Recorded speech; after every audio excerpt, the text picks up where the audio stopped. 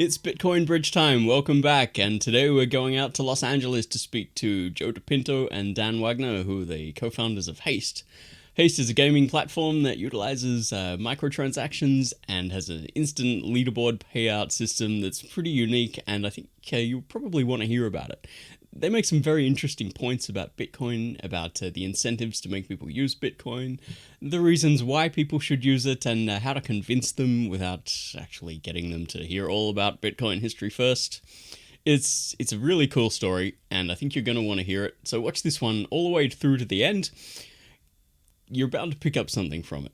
So anyway, here's Haste.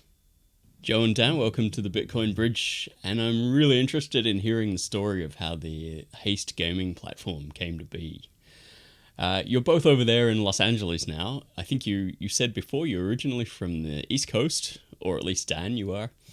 That's the part I'm really interested in. You know, I want to hear how people first came into Bitcoin, and then how they moved from there to Bitcoin BSV, and just because I think everyone's unique perspective and their unique experience is what makes their applications interesting.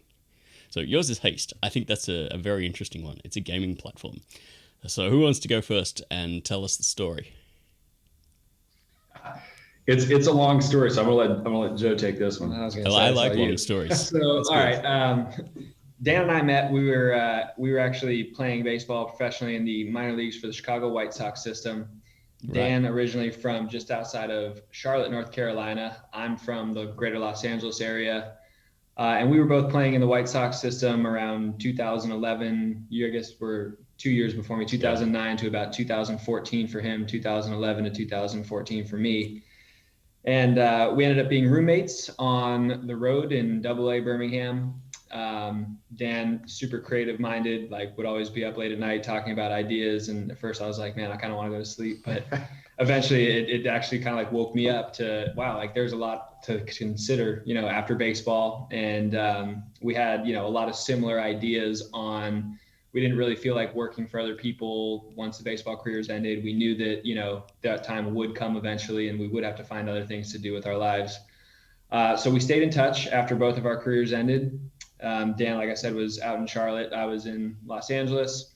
We had an original idea for a company called BarPay, which is a way it's still operating today. We're still involved full-time with that. But in essence, the original product was a way for customers at high volume bars, restaurants to order from their phone, not have to, you know, fight to get a bartender's attention or fight to close out their tab at the end of the night. And that's coming from like personal experience where when you're in the minor leagues, you're traveling from city to city. You're spending, you know, 2 or 3 nights in each town, then it's on the road. You go out a lot after games. Usually you don't leave the ballpark until around 11 o'clock or midnight. So you find a bar that's open, still serving food. You forget your credit card and you're in a new town the next day. Now it's like I have no way, you know, to get back to that bar and close out my tab. Now I'm without, you know, a means of payment for who knows how long, you know, until I get a new credit card mailed out to me wherever I happen to be. So anyways, like those frustrations kind of, you know, and seeing that at every venue you go to, typically, whether you're in Charlotte or Los Angeles or Chattanooga or wherever, it's the same frustrations. And that kind of led us to BarPay, which I think I am wearing like a BarPay shirt right now. So we ended up doing some seed funding for that, friends and family. We concepted everything out, had a business plan, went to a third party developer and basically had them develop it with the money that we had raised. We launched the MVP and Dan actually moved out here. It was supposed to be, I think, for like 3 weeks in 2016. And I guess 6 years later, he hasn't gone back yet. Very familiar story. Yeah, so we launched at USC where I went to school. We had one of my friends there owned like the only bar at USC. Anybody that has ever been to USC has probably heard of the 901 Bar and Grill, kind of one of those legendary college bars. And this guy, his name's Leo. He let us test it there. He ended up, you know, joining our team and being one of our partners and giving us a lot of advice from like an ownership standpoint. So we've been doing that. And one of the things that Leo had pointed out to us, like all along the way, was like his credit card processing fees, which I think, you know, that was one of the original things we were trying to solve is like, how do you lower fees? And I don't think that necessarily led into us finding Bitcoin. I'll let Dan describe that more because he definitely like took the red pill probably before I did when it comes to Bitcoin. But it was around 2015, 2016 when Dan had moved out here fully that, we're working on bar pay, but then obviously like, in your spare time, you're looking up other things. We're learning about the payment industry. We had done some day trading. And I remember like the first time you told me, like, I found an exchange that like, it never closes. It's called GDAX. And that was really where, like, I think, that was the first time I'd ever heard of Bitcoin. I think he had heard of it previously, but I'll let him get into that a little bit more. But, getting up to kind of where we are now, like, been through the hard forks, obviously, like, and I think Dan will touch on this a little bit more, but we've always seen, Bitcoin as something that should be used as cash. And it's really that simple for us. But if you want to get in a little bit more, when you first started, like, looking into it before it was, BCH Sure. and then BSV and all that. Yeah, let's hear the Bitcoin side. Yeah, so I guess it was around. What's that? I'd like to hear the Bitcoin side of all that because it sounds quite interesting. Yeah. Mm-hmm. It sounds interesting because your backgrounds are a little bit different to many of the people I've met in this scene. So yeah, Dan, tell us about the Sure. Bitcoin part of things. Yeah, so it's actually pretty interesting. I heard about Bitcoin, believe it or not, like back in 2011. That was my first full season of professional baseball, and my little brother. You'll learn how that could be a lot cooler than it actually is. My little brother had sent me like a message about it.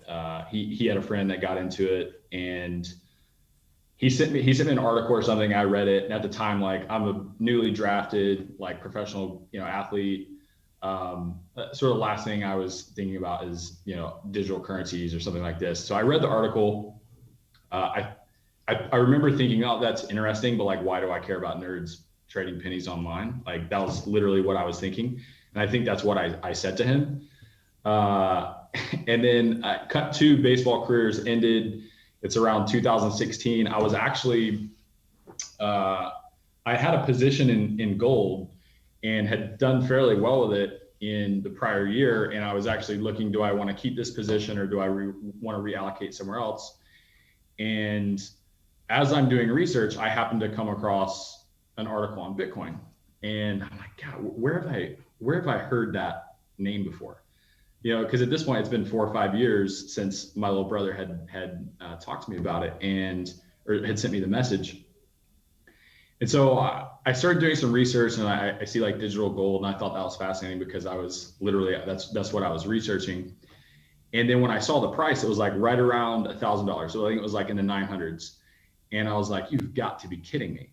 Like, this is that thing that my little brother told me about that was like pennies or whatever it was when I looked at it. And it's $900. And so I started doing some research. I started learning a little bit about what it was and like how it had gotten there, et cetera. And so I created a Coinbase account. And at the time, I'm wanting to say that Bitcoin was the only thing on Coinbase. And then after I basically put a little bit of money into Bitcoin or BTC, I think it was a few weeks later, Ethereum showed up on Coinbase. And I'm like, what in the world is Ethereum? Like, what's up with this word? Like, why does it sound so weird? We still I had a little bit of buying power. What's that? We still wonder all those things. I know, right? I still had a little bit of buying power, and I was just like, whatever. And I put some money in it. I did zero research, probably not like the best investment decision, like not knowing what you're doing, but I put a little bit of money in it, and I think it was at $9 and something at the time. And just over the coming weeks, it just so happened that like, it just started going through the roof. And as that started happening, I'm like, okay, like, what's going on here? This is ridiculous. And so I started looking into Ethereum, and obviously that was very fascinating at the time. And then I basically just got sucked into the whole, to everything about it. I mean, it all makes perfect sense. Like it's pretty clear that this is the future. But I think the way that we landed up on BSV is pretty much how everyone does. At least it's been in the space for a while. We followed all the forks. We were on the BCH bandwagon, and then, everything that started happening with that, and then that fork. At the end of the day, as Joe said, we're mainly interested in what the white paper laid out, right? Like if you read the white paper, it's pretty clear what the intent of Bitcoin was. And so I think that, and we'll get into sort of the idea for Haste and how that came about in the midst of all this stuff. But I mean, it's pretty clear, especially with what we're doing with Haste right now, that we're on the right chain, and that, we believe that the Bitcoin vision is still alive and well today. Yeah, I think so. And to make that progression from Bitcoin and through the others like Ethereum and all those into BSV, I think you have to be paying a certain amount of attention. Because if you're just trading, like if you're only interested in the tokens and the stock tickers, and you're not really caring much about anything else, you wouldn't even notice the hard forks. I think I know people who are really into Bitcoin, so they say, and they've never even heard of the block size debate, the hard forks, microtransactions, any of that stuff. So right, yeah, I guess you do have a fairly good understanding of it to get that far, I think. So yeah, and I think to be honest, I think that's it's the word I'm looking for, but it's a shame that people don't look into it more, because I think when you look at it and you just, you just ask yourself some questions, it's pretty clear, right? Yeah. But I think we live in a world where people just kind of trust whatever, people with blue check marks say or whatever else. And it's easy to get super confused. And I don't know, I think it's pretty clear. We talk about this all the time. I mean, if you just look at the functionality of it, you know what I mean? Like, to be able to send a microtransaction split 100 ways, like how we're doing with the Haste leaderboards, I mean, that is empowering. Like, there's so many cool things that are going to come from micropayments and all the rest. And I mean, the speed of it, just everything about it seems so clear. And like, we're left scratching our heads a lot of the time, because it's like, how could you go, move BTC to a friend or something like this, or even to yourself, and have that user experience, and then go do the same thing with BSV and not have questions? Like, there's one that's clearly better. So that's so right. Yeah, having covered the news in this industry for about 8 years too, I noticed there was a point probably around 2014 or 2015 where people really just stopped talking about use cases. Like they'd give it lip service every now and then, but mostly it was just all about markets, all about the price, just technological arguments and changes, and other blockchains other than Bitcoin. And before that, it was all about people trying to find out how to use this stuff. That's what I love about being in BSV, because people are starting to talk about actual use cases again, things you can use. And I think gaming is just a perfect example of how this can happen. You need small payouts, you need something that's really fast. So yeah, that's what I want to ask you about next. Tell us about Haste and how the idea for that came, and tell us about the leaderboards too, because I think that's your unique selling prospect. Sure, go ahead, Joe. So the original idea, I mean, we've been doing the bar pay thing now for 6 years, and I'm sure, like most entrepreneurs, there's always other ideas that are coming to mind, things you want to try. We've had a couple other things we've tried that didn't really work out. But Haste it's kind of like a combination of things that had always intrigued us. Obviously, like, we've wanted to get into Bitcoin for a long time, like truly, like, let's build a company that utilizes Bitcoin. Like, let's go all the way into it, instead of just like, man, we like follow it, we have some money in it, but it's like, we're not really contributing yet to the community. How do we do that? And then another constant like thing we would always talk about is like, how do you create some type of service or platform or app or game that pays people to use it, as opposed to, the other way around, which is the traditional model. So we were sitting in the office, I guess, just after New Year's, and he had gone home to North Carolina for Christmas, New Year's, all that, and had started trying to like code out this messaging platform that basically would pay you to receive messages from other people. So it's like, why would I, take an iMessage when I can use this other platform that literally pays me a microtransaction every time I get a message? Like, that's the only way I want to be communicated with. So we're trying to figure out the business model behind that. And I mean, one thing kind of led to another, and before these things don't happen overnight. It happens with like years of thought and different like concepts that you kind of spitball about. But before we knew it, like we were like, well, what if you had a leaderboard that every single person on that leaderboard was making a smaller transaction or percentage of, subsequent plays?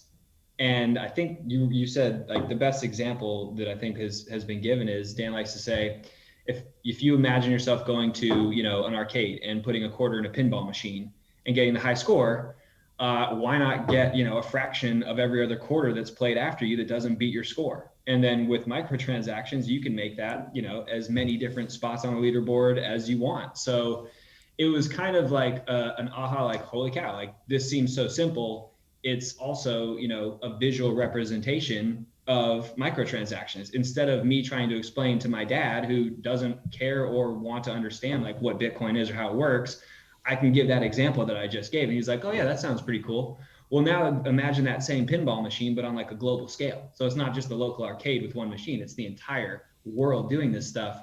That's what I think, like when Haste came together, it was just one of those moments where it's like, this seems to, number one, like the first game, like we know it's not advanced whatsoever, but that wasn't really the purpose of it. The purpose of it was to demonstrate, look, this is something that you can only do on BSV, and it's like a real world service that's going to help people.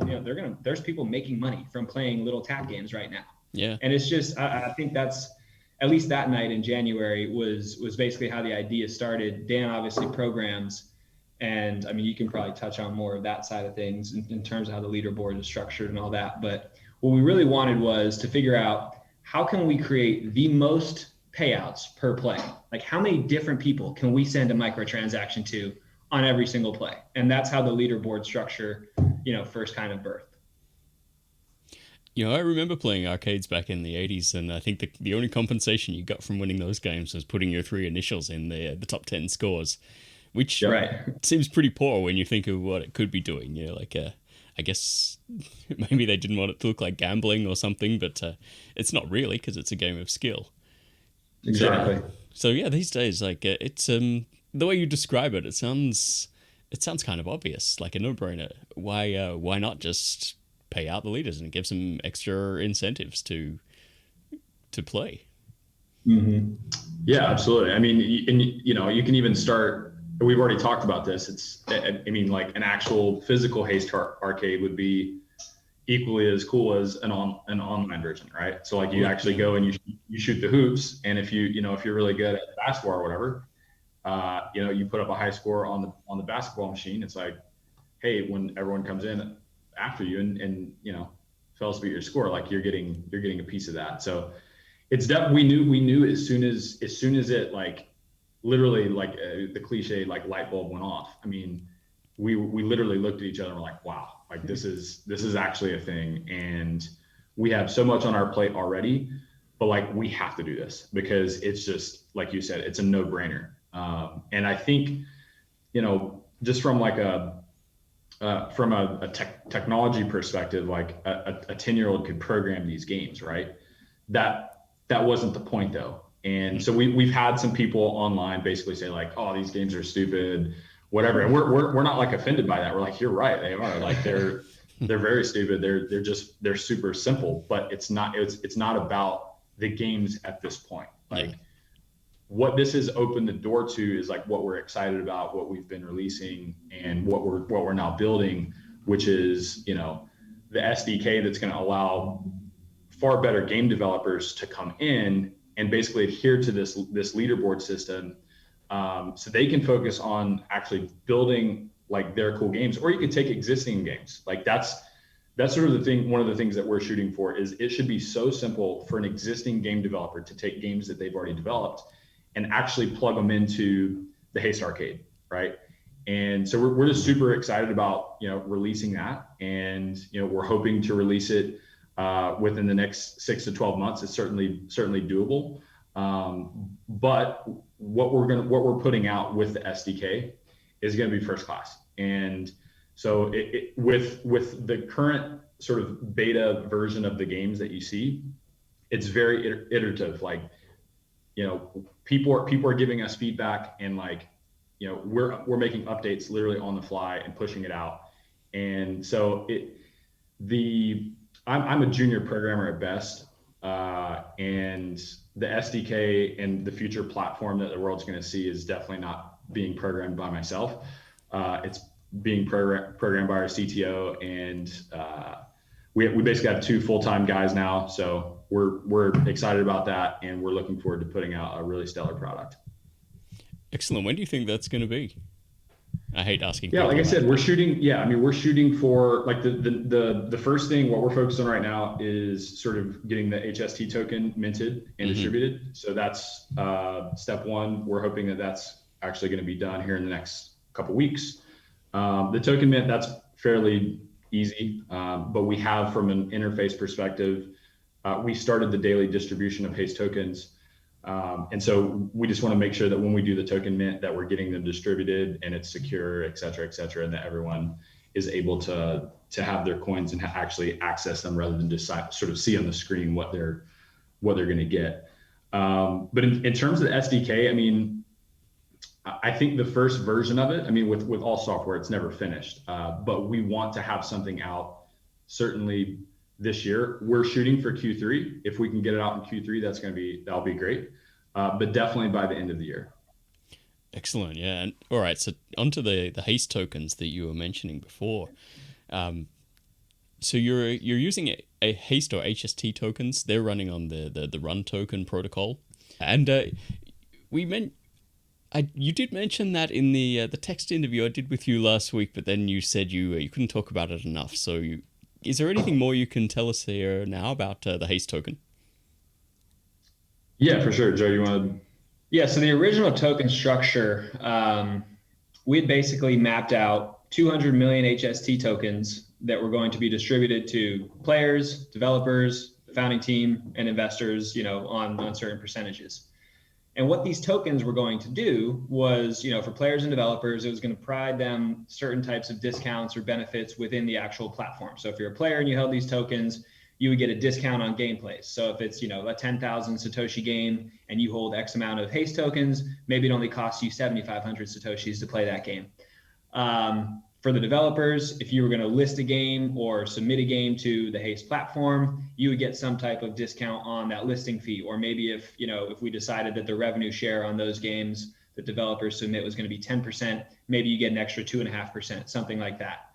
But what it ended up coming down to for us was, and this was after talking to some other people within the space, we felt like that took more of the attention away from BSV and put it more on HST and acquiring HST, when in reality, we want the focus to be on Bitcoin. We want Haste to be a world-class gaming site, but also something that helps people understand and acquire BSV. That's the real purpose. And that's what I think, and I know Dan feels the same way. I feel like anybody that's building right now on BSV should be focused on, how do I get people wanting to acquire BSV? Not my individual token, but how do we get more people in general on this network, on this community? So in essence, the switch that we made was that instead of, holding these Haste tokens, these HST tokens, and getting discounts on the platform, we decided that instead of, Haste, the company or the platform, whatever you want to call it, taking X amount of the output from each play,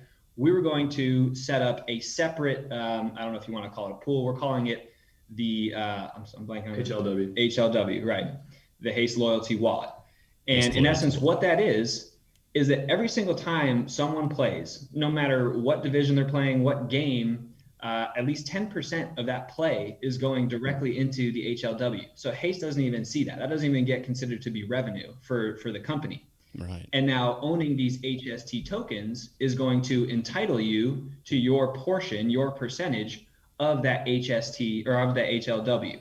So in essence, if you think about it, if there's 100 BSVs in the Haste Loyalty Wallet, and I hold, say 1% of all the HST tokens, I can go and redeem those tokens directly for BSV for 1% of whatever is in that HLW, that loyalty wallet. So 100 BSVs in the wallet, I own 1% of the tokens, I'm entitled to 1% of the BSV, I redeem it, I get my BSV. The focus is now again on acquiring BSV and not HST tokens.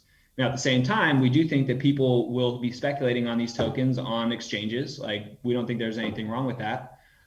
So for example, if Haste is generating roughly 2 Bitcoins right now per day in revenue, 5 years from now, if it's generating 2,000 a day, what are those HST tokens worth as that Haste loyalty wallet grows? So that was basically the idea of why we wanted to change the token structure in terms of what the actual use was for these tokens. And we didn't do an ICO or anything like that. It's basically just we're giving these 2 users 4 gameplays. So based on how much you play every 24 hours, and it's what, 9 a.m. is when that, or no, it's 12. The job runs at 9 a.m., but 9 a.m. Yeah, it looks at the previous day. So basically, it's going to take those 24 hours. It's going to say there was, 2 BSV spent over the last 24 hours. Okay. Well, me as Joe, I spent, half a BSV. I'm entitled to 25% of all the HST tokens that are distributed for that 24-hour period. And so every day there's 43,835 tokens that are distributed to the gamers. So I would get 25% of those 43,835 tokens. The easiest way to think about Haste is like in a traditional arcade. Like you go to the arcade, you play the games, you're having fun, you're being entertained, and you get tickets in return, right? Like the tickets they're fun to collect. Like you want to see how big of a pile of tickets that you can get, and then at the end of the day, when you get done gaming, you go to the wall and you pick your stuffed animal, etc. The only difference is when you go to the wall, you get BSV. Like that's what you're getting in return. And so you get to play the games, you get to compete. And I guess obviously another big thing that's different from the traditional arcade or physical arcade is that not only can you redeem for BSV, like if you actually do well in the game and you can compete, you're earning BSVs in real time from other players that are playing. And it's really fascinating. I mean, like, I think that over time, like this is going to attract more and more like specialized gamers. I think right now what we're seeing is just people that are interested in BSV products, right? And so they're coming in and playing and whatnot. And so, we get messages on the daily about like, oh, someone posted this score, like there's no way that's possible. And in a lot of cases, we're like, yeah, that, we're playing and that doesn't seem possible. We do have some logic in the code that will blacklist players if it thinks it's detecting a bot or whatever. And there are actual players that are triggering, that code to where like it thinks that they're a bot. And, we always, if you get blacklisted, you can just reach out to us and sort of plead your case. And, we're pretty lenient with it. But like if it's a clear case of like trying to manipulate the system or whatever, like you're just done. You're not going to get in your tokens, et cetera. But typically when that happens, players will reach out like, no, I don't know why it happened, blah, blah, blah. And, could you send us a video of yourself playing the game? Because we just want to make sure that you're able to actually post these scores. And then you see it and you're just like, oh my goodness, like this guy is ridiculous. Like he's so fast. The new speed limit game being one of them, we actually got sent a video from one of the users. And I'm just like, I don't stand a chance in that game, but it's going to be super fascinating as the platform rolls out. I mean, there are people that are very good at gaming, right? And that's another thing I think that's interesting about it is, why is it, baseball, basketball, soccer, football, whatever, why can you get paid in those games, right? People spend a lot of times playing Fortnite or playing Call of Duty or something. And they're really, really good at it. And they compete with other players and they're just doing it for fun. Yeah. But like time in my house. And if you're if you're really good at a game, like that is your proof of work. Yeah. That is your proof of work. Like through practice, if you can get, and that's going to be an important thing for developers that do end up submitting games to the arcade is we're not interested in games of chance. Like, effectively, one of the tests that's going to have to pass is like, if a player plays this game over a certain amount of time, can they get better at it? And if it passes that test, then most likely it'll be accepted. But we've had some people pitch us on sort of games of chance and things like that. And that's not what we're interested in. It's going to be purely competitive games that if you practice, you can get better at. That's great. Yeah, I think some of the best apps that I see in Bitcoin are the ones that work on the interesting incentive models, just to get people to start using the app in the first place. Because I think if you're if you're building a Bitcoin app and you have to explain to people all about Bitcoin, how it works, and why they should get some before they even start, I think you're going to have a tough time trying to get them on board. And I think history has shown that's true. Yeah. So anything that sort of just moves Bitcoin into the background and just is a fun game to play, is a fun platform to use, and then in comes the the economic reasons for using it. I think those are the ones that are going to do well. So yeah, I'm really looking forward to, and to Haste. Sorry, go on, Dad. Yeah, I mean, no, absolutely. I certainly agree with that. I mean, I would be the first to say, like, we need to do a better job of trying to solve that problem, because it's not completely solved with Haste, right? Like, you still need Bitcoins in order to play. Yeah. And so there's this, we want to steer clear of sort of being a custodian of funds ever. Like, every transaction that happens on Haste is completely peer-to-peer. Right. The payouts, etc., all of it is peer-to-peer. We never, the money never like stops with us and then we distribute. It did actually work that way with the match game when we first put that out, but we pivoted away from that. And now that game is actually peer-to-peer as well. But it's an interesting problem to solve. And it's something that's definitely top of mind for us, is like, the challenge at the moment is like, we could say, okay, as a part of a marketing budget or whatever, we're going to give players X number of BSV to actually play the game. When you do that, it's like, as soon as you give it to them, they can just not play the game and then go do whatever with the BSV, right? So we're trying to, we're trying to stay creative with like how to do that. But I think you're right. Like, the onboarding thing is a big deal. I know that there are some applications that are working on this. I know that Handcash is working on some things. I know that Relay is working on some things to sort of make that process easier. But from our platform's perspective, it's like we're constantly thinking about how to solve that better, because as soon as we solve that, we're not like, we love the BSV community, but we want to market this to normal people that don't care about crypto, because we believe that this model and sort of this platform has the ability to actually reach that demographic, right? And if we can hide sort of BSV in the tech that's actually empowering it and just give them a great service, like, that's all they're going to care about. Like, a gamer, we see a world where, Fortnite players or Call of Duty players are literally getting microtransactions for every, headshot or kill streak or whatever, like, this is totally a possibility. And so we're super excited about sort of the future of what this turns into. And yeah, I mean, we're super stoked to be involved. Excellent. Yeah, it sounds like a lot of fun. I really can't wait to see the first games, the first real games start to appear on it. The demo games are kind of fun and cute, but when this gets serious, I think it's going to really take off. Okay, well, I probably won't keep you much longer, because I know it's a Friday night where you are, and you're very hands-on, guys. I saw you taking BarPay support notifications before, and you're going to be doubly busy in the future, just dealing with Haste support as well, I think. So good luck with all that. Tell us where people can find out more about it. So we have a website, playhaste.com. We obviously have Twitter. I'm sorry. We have Twitter, Play with Haste. There's another new app idea. We're on Instagram also, Play Haste. Yeah. But I mean, we're pretty responsive. Like, on Twitter, Dan handles most of like the incoming messages. Like, he's definitely in touch. Like, we have the constant, leaderboard players reaching out with little features they think about, or little, things they find in the app.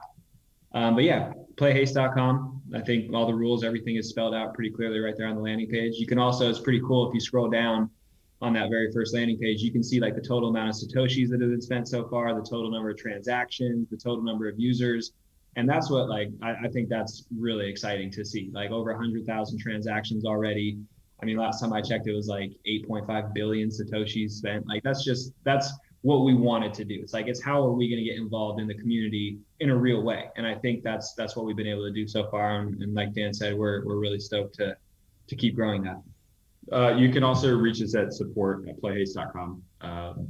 Probably more responsive on Twitter. to be honest, because at this point we have so many different emails. But yeah, either of those. But I think one last thing would just be like, we wanted to bring like transparency, like the thing that we did recently with the sort of changing the mechanics of the Hst token. We were involved with what happened in 2017, like with the ICO boom, like all that stuff, right? Like, we put out an article recently, and it was a circus. We called it a circus because that's what it was. Yeah. But it was an interesting time. Like, I would imagine that most people that probably listened to this in some way were involved with everything that happened with that. I'm sure there's some OG like Bitcoin maximalists that were just like, no, we never, whatever. But we did, because we were curious about sometimes the wonder space if in they general. were, yeah. Right. But yeah, it's just like, looking back on that experience, like there were clearly just like actual scams. You know what I mean? Like people literally putting up a glorified web page, promoting the hell out of it, and then literally just stealing people's money. Like, I think as we sort of put ourselves out there and you learn more about who Joe and Dan are, like, I would say that we're pretty good-hearted people, and we want to be as transparent as possible about everything that we do. And that's part of like what we're doing with the HLW wallet. I mean, at this point, you can literally, and this is the power of blockchain and the power of BSV, is if you wanted to keep tabs on literally everything that's happening, like it's completely out in the public, right? Like if you want, you know exactly what Haste is making. You know exactly where all of the money is going. And so I think that more models around that, we want more transparency in the space. Like it should just be, this is what it is, this is what we're doing, and you're either behind it, you're with us, or you're not, right? Yeah. But again, sort of along those lines, that's one thing that we think that coming from, and you hit on this earlier, like our background as professional athletes, like we didn't grow up with, like being tech people, right? Like we've sort of fell into that because of what we were doing with BarPay. But when we look at this, and Joe, you can probably speak to this better than I can, but what we see with like BTC and some of these other things, like where there's like an actual network effect, it's because they have like this singular thing that they can get behind, right? When you actually start talking about Bitcoin and everything that Bitcoin can do, it's like, to Joe's point earlier, it's like he explains it to his dad. Okay, he gets the Pac-Man analogy or the pinball analogy, but when you start talking about mining and like all these things, it's just like completely over their head. However, when you talk about BTC, what does everyone talk about? Number go up, right? That's like right. That is the BTC meme. Mm-hmm. And that's what everyone rallies around. That's what the whole laser eyes things is about. It's about getting to 100K, right? Like there is something there. What we hope to bring to BSV is sort of a different perspective, like a way of looking at it that maybe people haven't. Like we believe that the community should be so laser focused on getting behind a specific thing, and that sort of being like the rally cry, right, for BSV. But in terms of like what Haste is doing and how we contribute to doing that, we're going to keep doing what we're doing. And we hope that people are inspired by sort of what happened, and we hope that other people innovate on top of sort of what we've stumbled into. So excellent. Well, I think all of that's going to come maybe a lot quicker than people think. That's what I'm looking forward to anyway. Agreed. All right, Joe and Dan, I'll let you go. I'll let you get back to your BarPay work, because it sounds like it's getting pretty urgent. And I want to thank you again for coming on today, and I really hope to hear from you again very soon. Absolutely. Really Would love appreciate it, to John. come back on. Definitely.